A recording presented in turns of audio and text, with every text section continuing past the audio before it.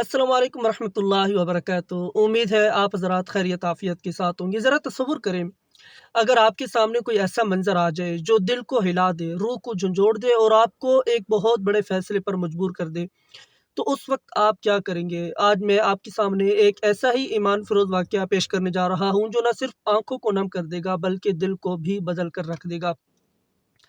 वाक़या कुछ यूँ था कि हज़रत रबी बिन सलमान रहमतुल्लाह अलैह कहते हैं कि मैं हज के लिए जा रहा था। मेरे साथ मेरे साथी भी थे।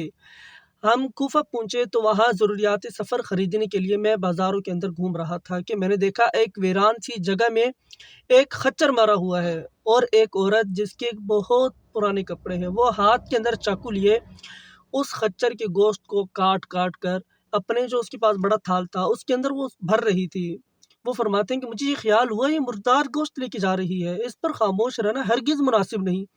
शायद ये औरत यही लोगों को पकाकर खिलाती हो। वो फरमाते हैं कि मैं उस औरत के पीछे-पीछे चुपके-चुपके चलने लगा। इस तरह कि वो औरत मुझे ना देख सके। वो औरत एक बड़े मकान में पहुँची जिसका दरवाज़ा भी ऊँचा था। उसने जाकर दरवाज़ा खटखटाया, अंदर से आवाज़ आई, "कौन है?" उसने कहा, "खोलो, मैं बदहाल हूँ।" दरवाज़ा खोला गया और घर में 4 लड़कियाँ मुझे नज़र आईं, जिनके चेहरे से बदहाली और मुसीबत के आसार ज़ाहिर हो रहे थे। वो औरत अंदर आ गई और वो थाल उसने उन लड़कियों के सामने रख दिया। वो फरमाते हैं कि जो दरवाज़े के छोटे-छोटे सुराख थे, मैं उनके अंदर से झाँकने लगा। मैंने देखा अंदर से घर बिल्कुल बर्बाद और खाली था। उस औरत ने रोते हुए लड़कियों से कहा, "इसको पका लो और अल्लाह का शुक्र अदा करो।" वो लड़कियाँ गोश्त काट-काट कर उसको आग पर भूनने लगी। मुझे बहुत तकलीफ़ हुई। मैंने बाहर से आवाज़ दी, "ए अल्लाह की बंदी, अल्लाह के वास्ते इसको ना खा।" वो कहने लगी, "तू कौन है?" मैंने कहा, "मैं एक परदेसी आदमी हूँ।" उसने जवाब दिया, "तू हमसे क्या चाहता है? 3 साल से ना हमारा कोई मुअय्यन, ना कोई हमारा मददगार है। तू क्या चाहता है?" मैंने कहा, "मजूसियों के एक फ़िरके के सिवा मुर्दार का खाना किसी मज़हब में जायज़ नहीं।" वो कहने लगी, "हम ख़ानदान नबूवत के शरीफ सैयद हैं।" इन लड़कियों का बाप बड़ा शरीफ आदमी था। वो अपनी ही जैसे से इनका निकाह करना चाहता था, लेकिन नौबत ना आई। उसका इंतकाल हो गया। जो तरका उसने छोड़ा था वो सब ख़त्म हो गया। हमें मालूम है मुर्दार खाना जायज़ नहीं, लेकिन इज़्तिरार में जायज़ होता है। हमारा 4 दिन से फ़ाक़ा है। रबिया कहते हैं, उनकी हालत सुनकर मैं बेचैन हो गया और अपने साथियों से आकर कहा, "मेरा तो हज का कोई इरादा नहीं।"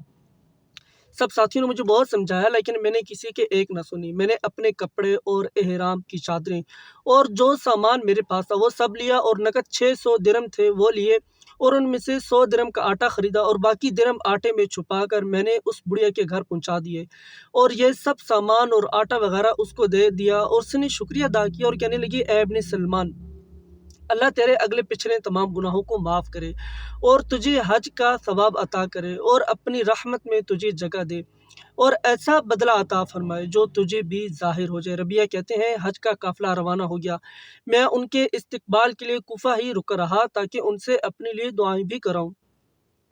जब हज्जाज का काफ़िला मेरी आँखों के सामने से गुज़रा तो मुझे अपने हज से महरूम रह जाने पर बहुत अफ़सोस हुआ और रंज से मेरी आँखों से टप-टप आँसू बहने लगे।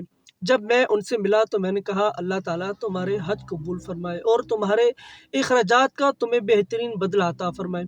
उनमें से एक ने कहा, "ये कैसी दुआ है?"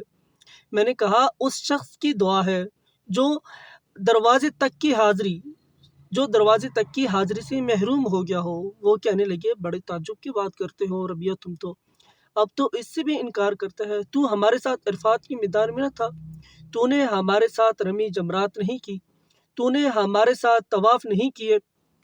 मैं अपने दिल में सोचने लगा, ये अल्लाह का लुत्फ़ है। इतने में मेरे शहर के हाजियों का काफ़िला भी आ गया। मैंने कहा, "अल्लाह ताला तुम्हारे सई मशकूर फ़रमाए, तुम्हारा हज कबूल फ़रमाए।" वो भी आगे से मुझे कहने लगे, "तू हमारे साथ इरफ़ात में न था? रमी जमरात तूने नहीं की हमारे साथ, अब तू इनकार कैसे कर रहा है?" उनमें से एक शख़्स आगे बढ़ा और कहने लगा, "भाई इनकार क्यों करते हो? तुम हमारे साथ मक्का में नहीं थे? तुम हमारे साथ मदीना में नहीं थे? जब हम कब्र अत्थर की ज़ियारत करके बाबे जिब्राइल से बाहर को आ रहे थे, उस वक्त हजूम की कसरत की वजह से तुमने एक थैली मेरे पास अमानत रखवाई थी, तुमने ये थैली मेरे पास अमानत रखवाई थी जिसकी मोहर पर लिखा हुआ था मन आमलना रबहा, जो हमसे मामला करता है नफ़ा कमाता है। उसने कहा ये थैली अपनी वापस रख लो। रबी रहमतुल्लाह अलैह कहते हैं मैंने उस थैली को कभी से पहले देखा ही नहीं था। उसको लेकर मैं घर वापस आया, इशा की नमाज मैंने पढ़ी, अपना वजीफ़ा मुकम्मल किया। इसी सोच में मैं जागता रहा कि आखिर ये क्या मामला चल रहा है, ये क्या किस्सा है। इसी कशमकश में मेरी आँख लग गई तो मैंने नबी करीम सल्लल्लाहु अलैहि वसल्लम के ख्वाब में ज़ियारत की। हुज़ूर सल्लल्लाहु अलैहि वसल्लम ने तबस्सुम फरमाते हुए इरशाद फरमाया, ए रबी आखिर हम कितने गवाह इस पर कायम करें कि तूने हज किया है, एक तो तू है जो मानता नहीं। बात यह है कि जब तूने उस औरत पर जो मेरी औलाद में से थी खर्च किया और अपना हज का इरादा मुलतवी किया तो अल्लाह ताला ने उसका नेमुल बदल तुझे अता किया। अल्लाह ने एक फ़रिश्ता तेरी सूरत बनाकर उसको हुक्म दिया कि वो क़यामत तक हर साल तेरी तरफ से हज करे और दुनिया में तुझे ये इनाम दिया कि 600 दिरहम के बदले 600 दिनार यानी अशरफियाँ अता की। रबी रहमतुल्लाह अलैह कहते हैं जब मैं सोकर उठा तो उस थैली को मैंने खोल कर देखा, उसमें 600 अशरफियाँ मौजूद थी। सुबहान अल्लाह। जनाब नबी करीम सल्लल्लाहु अलैहि वसल्लम की आल और उनसे मोहब्बत ये हमारा ज़रिया निजात है। अल्लाह पाक अमल की तौफीक अता फरमाए। वल्लाहु आलम व रसूल आलम। प्यारे भाइयों, मैं पहले भी कह चुका हूँ ये मिशन अकेले का नहीं है, इसके अंदर मुझे आप जैसे मुखलिस दोस्तों की बहुत ज़रूरत है। यहाँ तक मैं आपके साथ के साथ पहुँचा हूँ, अभी मज़ीद आपका मुझे साथ चाहिए। मेरा पैगाम को आप मज़ीद फैलाएँ, दूसरों तक ज़रूर इसको पहुँचाएँ। अल्लाह ताला आपको इसका बेहतरीन जज़ाए खैर अता फ़रमाए। आमीन सुम्मा आमीन। मुझे उम्मीद है आज की वीडियो आपको पसंद आई होगी।